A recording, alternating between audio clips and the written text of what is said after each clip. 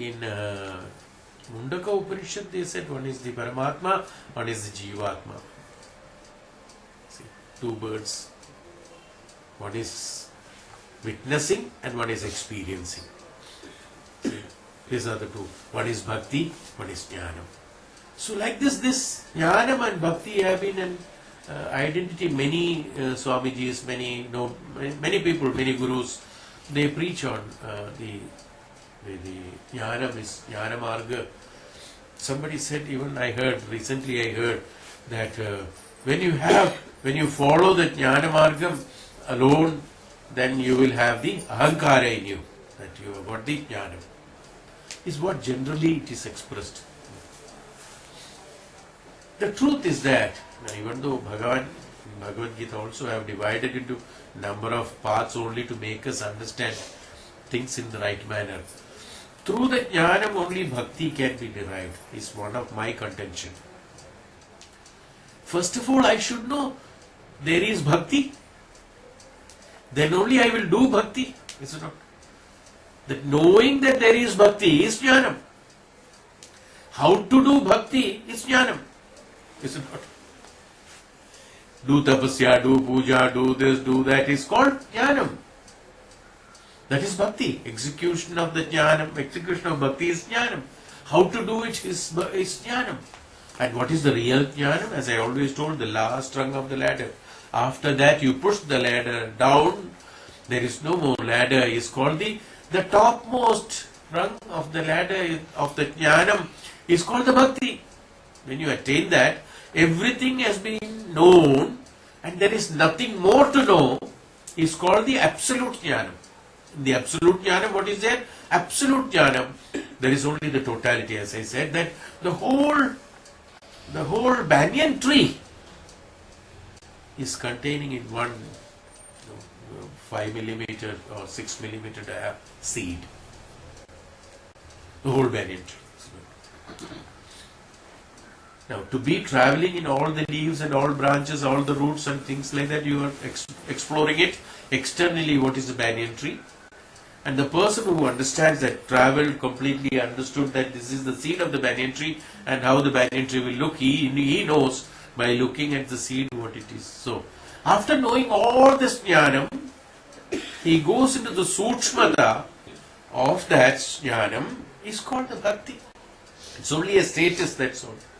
The name has been different, one status, like Balyam, Kaumaram.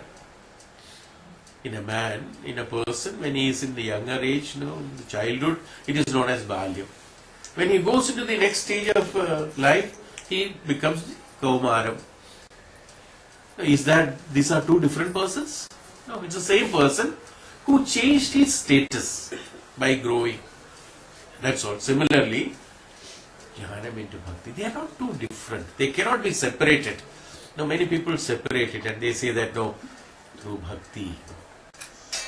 Bhakti alone without Jnanam. Somebody goes at the topmost rung of the ladder.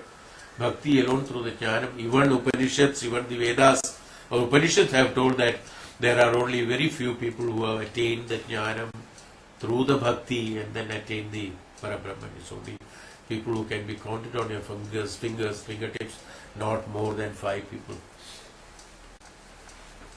Dhruva, Prahlada, Shabari, Meera, like that. 4 or 5. More than that, we cannot count, okay. Maybe 1 or 2 may be there. But these are the people who, through Bhakti Marga, only through Bhakti Ishwaratva, they gained the Jnana. Now they had to do quite a lot of work on that. Number of Janmas it took.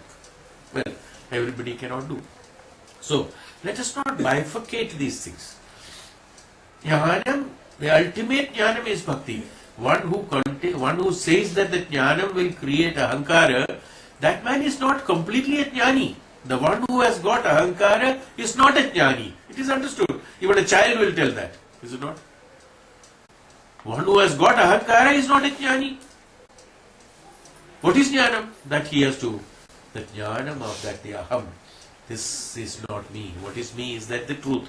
Who am I and what am I? Who knows that? He is the one who is a Jnani. So Jnani is the Bhakt. And Bhakti is a Jnani. So both becomes one at that point of time. So they are different only when we are start learning that jnanam only, then it is different, otherwise it is not different. So what we said, why did I say all this thing is that nobility of the thought. The thought should be noble. In the thought there is always Ishwaratva. They said that when you pray to the Lord, see the Guru in the Lord is what Bhagavatam said. That means the one who can give you instructions to promote you. You don't give instructions. You gain instructions from that. So once you see superimposing Guru in the God, what happened? What is Guru in God? It's only manifestation of your mind, that's all. Manifestation of the Guru's form in the unmanifest of the God. When the manifestation is there, automatically what happens? You tend to receive the instructions. So you will not instruct. That's why this manifestation is necessary for our mind to obey. Why there should be a principal in the school? Anybody can do a principal's job. But the right teacher's job cannot be done. It's very difficult. Why a principal is there? Students should understand that. Above teacher, there has to be a principal. Above principal, there has to be a director of schools. Above the director of schools, there has to be an education secretary. Above education secretary, there has to be an education minister.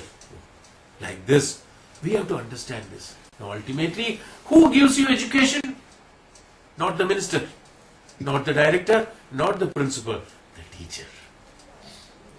Superimpose that teacher into everything, you will start respecting that teacher. Once you start respecting the teacher, the one who gives you the true jnanam, once you superimpose that into minister, there is no problem.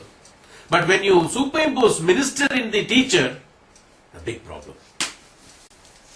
Is it not? What we are doing is that. That should not be there. It says, in the sense, I'm just giving you an example, don't, not exactly saying, but something like that. The superimposition is what? Superimposition should be to the reality.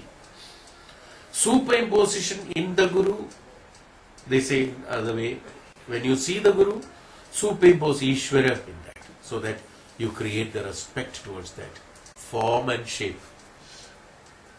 And when you see the God, superimpose Guru on that, so that you will identify that you are not supposed to instruct, you get the instruction. In both ways, it is something like Jnanam and Bhakti. Thought should be noble. Why should I say all these things? Is that when we create the peace in our mind, whatever we execute, our karmas should be creating. How to identify? Many people ask, how do I know this is a good karma or bad karma? The karma, when you have executed, you will find an absolute peace in your mind, which will never bother you throughout your lifetime. Not that for time being. That which is temporary giving you peace is not the dharma. That will create more agitations tomorrow is not the peace. That should give a permanent peace in you, the permanent tranquility in your mind. That you do not have to do again in your life. That's that particular karma is the one which is the dharmic way of execution of karma. Bhagwan said, when the Mahabharata Yuddha took place, Arjuna said, should we kill all these people in order to prevail the dharma? Can we not tell them that, or if you kill only few people, having Bhishma been, arrowed down, having Karna been killed, this is not Dronacharya being killed, is it not good enough? Now can we not stop? Can we not tell them? So in between, the Sanjaya was telling Dhritarashtra that why not we go for a sandhi now? Well, Dhritarashtra says sandhi is not possible because it has already been agreed for a war. We are into the war has